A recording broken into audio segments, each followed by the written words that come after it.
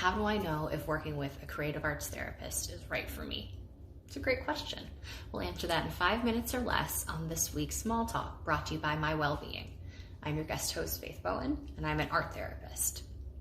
First off, a creative arts therapist, or an LCAT here in New York, where I serve, has very similar training to a social worker or a mental health counselor. The difference is we receive additional training related to our chosen modality or modalities. Some people have more than one. I don't.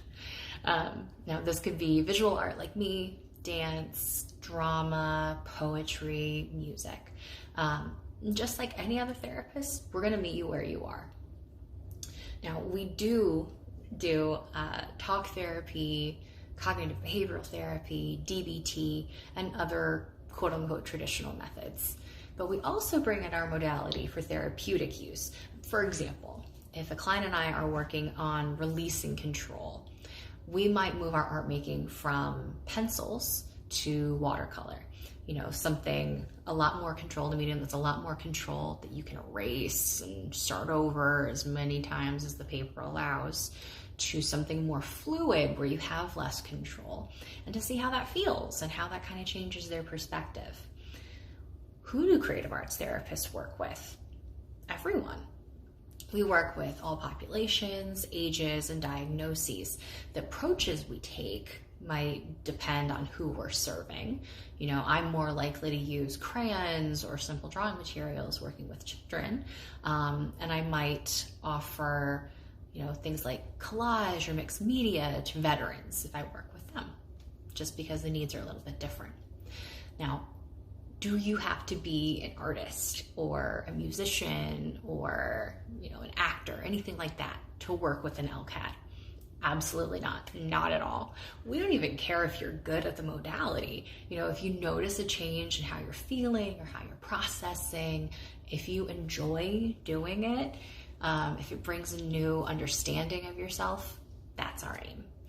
You might not even spend the majority of your sessions engaging in arts interventions, honestly. I've had clients who have never even doodled in the time that we've spent together, just because art making wasn't something that worked for them. One last common question that I know I get all the time is, are you going to analyze my art?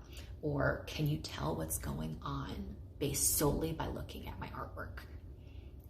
While my training does give me the tools to analyze and look for things like depression or abuse indicators, that's not what happens in a typical session. Usually we'll just engage in a conversation about the artwork or about the process. What do you see? Can you tell me more about this? Can you tell me more about this little part? I'm noticing that you're using a lot of this color or this shape. And then we go from there. Thank you so much for listening today. It's been an absolute pleasure. If you're open to something new or simply enjoy dancing or music or making, try working with an LCAT. And if you'd like to learn more about me, feel free to visit flourishpsychologynyc.com or my own MyWellbeing page. And I hope this small talk was helpful for you today.